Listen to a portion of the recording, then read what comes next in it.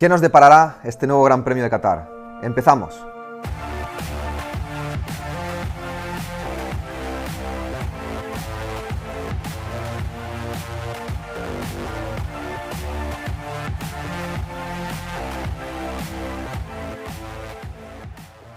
Pues con motivo de esta segunda cita del Mundial de MotoGP, estrenamos nuevo episodio de 99 Seconds, donde seguiré analizando equipos y pilotos, por supuesto mis predicciones, y también estrenamos nueva sección, Lorenzo Slan, donde os explicaré en cada circuito una historia personal que me ha sucedido allí. Segunda carrera en Qatar, en el mismo circuito. Va a ser la única ocasión en todo el campeonato donde se van a realizar dos carreras en el mismo circuito. A partir de la siguiente ya será una por circuito, y los pilotos que han tenido una mala actuación, que han sido derrotados por sus compañeros de equipos o han decepcionado porque se esperaba más de ellos, tendrán una nueva ocasión de hacerlo bien aquí en Qatar, en pocos días. Voy a repasar un poco mis predicciones para esta carrera. Empezamos por Ducati, que para mí vuelven a ser los favoritos aquí en Qatar. ¿Lo conseguirán esta vez? Yo creo que sí. Yo creo que sí, y os diré por qué. Son los mejores a una vuelta. Lo demostró Miller en el test y lo demostró Bagnaia con ese récord de la pista. En las salidas ya habéis visto que son los número uno, con mucha diferencia, por varias razones que expliqué en el anterior vídeo. Qatar es su circuito, aquí han ganado muchas veces y las características del circuito son perfectas para la moto. Tienen tres pilotos, más o menos como Yamaha, aunque Morbidelli aún tiene que demostrar que está en ese grupo de tres. Yamaha yo creo que tiene dos con Morbidelli que se puede unir, pero claramente Ducati tiene a tres, con Bagnaia, Zarco y Miller. Y luego, como cuarto motivo, yo diría que Ducati, a nivel de comprensión después de una carrera, están más avanzados que los demás equipos, en el sentido de que hacen muchas reuniones con los ingenieros, analizan muchos datos, analizan los datos no solo del oficial, sino también del equipo de Pramac y el equipo de la Vintia, y llegan a conclusiones muy acertadas para mejorar la moto a la siguiente carrera. Y yo creo que lo conseguirán esta vez. Habrá mucha lucha de poder entre pilotos. Bagnaia hizo la pole position y su primer podium. Zarco está muy crecido y Miller querrá resarcirse un poco del mal resultado de la carrera. Vamos con Yamaha. Siguen siendo los favoritos con Ducati en cuanto a características del circuito. También yo creo que tienen tres pilotos con opciones de luchar por la victoria, con Morbidelli. Y bueno, espero mucho de Maverick, porque saldrá de esa primera victoria con mucha fuerza, mucha convicción, mucha confianza, y ya sabe lo que es ganar en este 2021. Es el único que sabe cómo es ganar este 2021 y será muy fuerte. Pero si las Ducati aprenden de esos errores o se hacen más fuerte con los datos que van a recopilar, va a ser complicado porque volverán a salir en cabeza y las Yamaha tendrán que volver otra vez a hacer todo el proceso de tener paciencia, adelantar, etcétera, etcétera. Y si las Ducati van más rápido será realmente difícil para ellos. Fabio tiene que intentar reaccionar y devolvérsela a Maverick. Y bueno, Morbidelli tuvo el problema de suspensión trasera. Fue una carrera aislada, no creo que esté para hacerlo tan mal como esa anterior carrera. Estaba dentro del grupo de mis favoritos y lo sigue estando. Y en cambio Rossi en la clasificación ya sabemos que puede ir muy rápido, pero tiene que demostrar en esta segunda carrera que puede tener también un gran ritmo, ¿no? Suzuki, pues no se puede dudar ya más de Suzuki. En ningún circuito, ni en Qatar, que es uno de los circuitos más difíciles para ellos. ¿Por qué? Porque igual no son los más explosivos de momento, pero tienen el mejor final de carrera o la segunda mejor parte de carrera. La moto sigue siendo muy dulce con los neumáticos, los conservan muy bien. Luego Mir es muy bueno en los finales de carrera ya desde que corría en Moto 3. Creo que mejorarán la clasificación, encontrarán un setting diferente para mejorar la clasificación, porque en la primera carrera de Qatar perdían entre 8 décimas y un segundo. Siguen, por contra, penalizados por su falta de potencia, como en Yamaha. En comparación de las Ducati es aberrante esa falta de potencia y esa diferencia. Y eso no es lo mejor cuando tienen que luchar con esos tres pilotos que van con esos cohetes. Yo apuesto por Mir también para esta carrera, pero me gustaría, la verdad, es que Rins, por compensar, esta vez lo hiciese mejor y quedase por delante, ¿no? Honda no parecía tener una gran moto en Qatar, nunca ha sido un circuito Honda, los Losail. De hecho, ya Marc creo que ganó solo dos veces, pero Paul demostró que también con la Honda se puede terminar muy cerca de del tiempo final de carrera del ganador. Y además me espero a Pol mucho más fuerte en esta segunda carrera, porque la pretemporada fue muy corta y bueno, irá mejorando contra más kilómetros ruede con esa moto, irá mejorando y lo espero luchando por las 5 primeras posiciones. En cambio, como dije en el resumen, decepción de Alex Márquez y Taka, creo que terminaron muy fuerte en el 2020, se esperaba mucho de ellos, y ha llegado Pol y ha ido más rápido que ellos, al menos en Qatar, así que les toca reaccionar. Aprilia, me espero a una Aleix otra vez muy fuerte, aunque por contra yo creo que a nivel de potencial vienen muchos pilotos detrás de él que creo que tienen más margen de mejora. Entre ellos está Pol, su hermano, que terminó justo detrás de él, pero que en la segunda carrera seguro que irá más rápido. Y sobre todo también los rookies de Ducati, Bastianini, Martin e incluso Marini, que van a dar un paso grande, yo creo, en esta segunda carrera. Y por supuesto Miller, que terminó detrás de Aleix, pero que era más favorito que él. Luego, por último, las KTM. No me espero, sinceramente, mucho de las KTMs porque no es su circuito. Qatar no les va bien.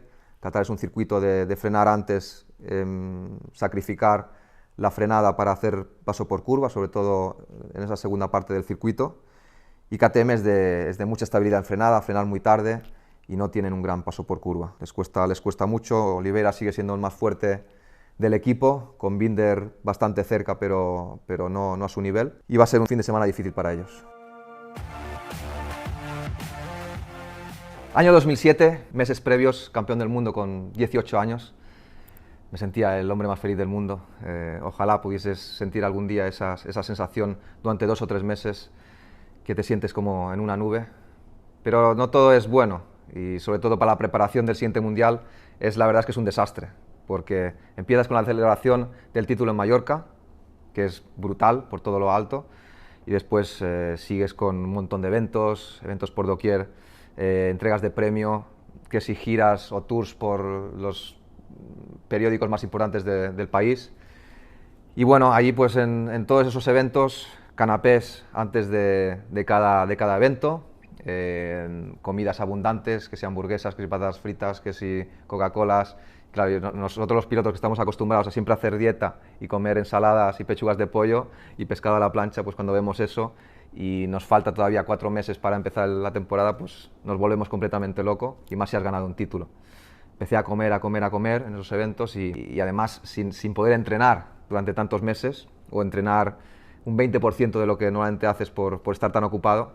Coges un montón de kilos, pierdes la cabeza de la realidad y llegas a la pretemporada pues mucho peor que los demás pilotos, que sí que tienen hambre y siempre sí que están centrados.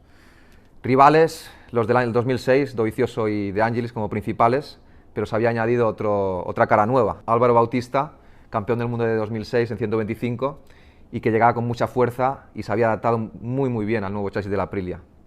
En cambio yo, el nuevo chasis de la Aprilia no lo sentía bien, no me adaptaba, iba más lento de lo que terminé en el 2006. Así que los primeros test de pretemporada no hice nunca entre los 3 primeros. Bautista sí que dominó en algún entrenamiento por sorpresa. Y llegamos a Qatar, último entrenamiento de la pretemporada, decisivo para esa primera carrera. Y nada, todo igual. Muchos problemas, yo me estaba desesperando ya. Termino el tercer día a 1,5 segundos de Bautista, y yo, que era muy temperamental, me enrabietaba muchísimo en los momentos malos.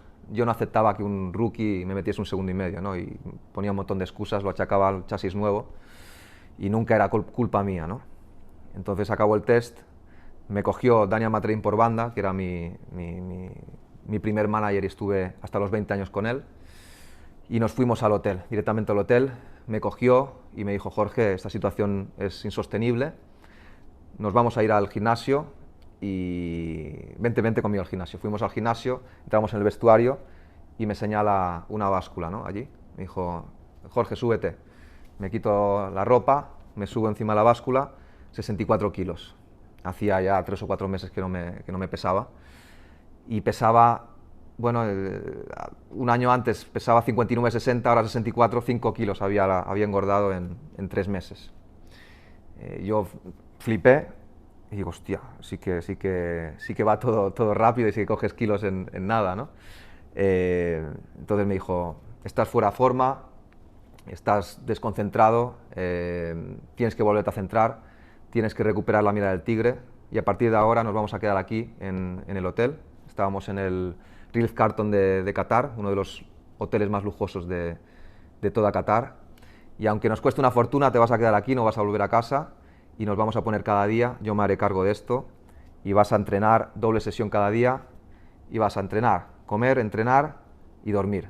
Y antes de dormir vamos a volver a ver las carreras de Rocky Balboa, las que vimos con Marcos cuando salimos de la crisis del 2006 y empezamos a volver a ganar y que te fueron tan bien, y las vamos a volver a ganar antes de dormir y vamos a recuperar esa mirada del tigre. Tú hazme caso a mí que lo vamos a conseguir. Y entonces a la mañana siguiente me puse a entrenar como un loco y rutina y lo mismo, pues entrenar, comer, entrenar, dormir, película. No hacía otra cosa en esos 10 días. Ener Riveras, que estaba trabajando en Televisión Española en esos años, se enteró un poco de esa historia, de ese entreno galáctico que había preparado Amatriain y fue a hablar con él y le preguntó, oye Dani, me he enterado de esto, ¿es verdad? Dijo Dani, sí, tengo al niño ahí entrenando como un animal y tenemos que sacar esto adelante. Oye, ¿nos importaría que venga con el equipo a grabar una jornada de entrenamientos y hacéis ver como que tú eres Apollo Creed, él es Rocky y estás entrenando para el combate con Clubber Lang, ¿no? Y Dani, que no era muy amigo de estos shows y más en una situación tan delicada como esa, pero entendía como dueño del equipo lo importante que era toda esta publicidad gratuita en un reportaje para Televisión Española en prime time para los sponsors, pues al final con regañadientes aceptó, pero puso una condición: solo se emitiría ese reportaje si conseguía la victoria en Qatar, porque si no hubiera sido un ridículo espantoso, ¿no? Llegó el jueves del Gran Premio, después de 10 días de duro entrenamiento y dieta, a base de ensaladas y sopas, y llegó el momento de la verdad. Nos fuimos al famoso gimnasio, al vestuario, y me volvió a señalar la dichosa báscula. Me subí 59 kilos, .7, incluso más delgado que un año antes, ¿no? Y esa metáfora que dicen que cuando tienes hambre de verdad, hambre real, estás mucho más ansioso, rabioso y con más ganas de victoria, es totalmente cierta, ¿no? No solo en esa metáfora, sino en la realidad. Pues estaba súper rabioso y con muchísimas ganas de revancha y quería machacarlos a todos. Entonces llegué, conseguí todos los que seguís desde ese Mundial de 2007 sabéis el resultado más o menos. Llegué allí, pole position, salí primero, me escapé del segundo grupo. Bautista, que me había visto que me escapaba, se puso nervioso y quiso forzar y se cayó, que era el favorito de la carrera y se cayó. Y yo gané la carrera con ventaja además, con Dovizioso y De Angelis segundo, o al revés, no me acuerdo muy bien. Y os he contado esta historia para que entendáis lo que puede cambiar MotoGP en tan solo una semana o dos. Puede cambiar completamente la historia. Si a un piloto encuentra algo en la moto que le vaya mejor, o está inspirado, o está más motivado. Pasé la línea de meta, dejé la moto tumbada en el guardarraíl y me acordé de esos entrenamientos duros con Dani, de la mentalidad de Rocky, y un poco para escenificar esos entrenamientos me bajé de la moto y me puse como a saltar a la comba. La comba no existía, pero era como imaginaria, y me acordé un poco de la frase que me dijo Dani, que sacó de la película de Rocky, ¿no? Me dijo, Jorge, la mirada del tigre, Jorge, tenemos que recuperar la mirada del tigre. Y ahora llega la sección que más me gusta, I Told You, mis predicciones. Bueno, pues esta vez para la pole position voy a apostar por Bagnaia, por varias razones. La primera de todas porque ya la he hecho, batiendo el récord del circuito con ese 52.7. La segunda porque Ducati está muy fuerte y Qatar es un circuito muy Ducati. Y la tercera porque dentro de ese grupo de pilotos que llevan Ducati, para mí es el más explosivo a una vuelta, ya lo demostró el año pasado, y ese neumático blando Michelin al paso por curva favorece y a él también. Para la carrera, para el podium, como ganador doy a Bagnaia, porque si sale en pole position y sale primero, demostró que se puede escapar las primeras vueltas. Todo es cuestión de entender cómo ir un poco más rápido durante toda la carrera. No será fácil, evidentemente, porque hay muchos favoritos, y Zarco estará ahí, y de hecho lo pongo como segunda posición. Creo que está muy crecido y está motivado y con mucha confianza. La tercera no lo tengo tan claro, porque hay muchos candidatos a ella, entre ellos Mir, Miller y Quartararo, pero creo que Viñales esta vez va a ser superado por las Ducati, porque van a estudiar mucho la carrera y van a ir más rápidos, y como no, Ducati va a ser el primero, o sea, en tercera posición.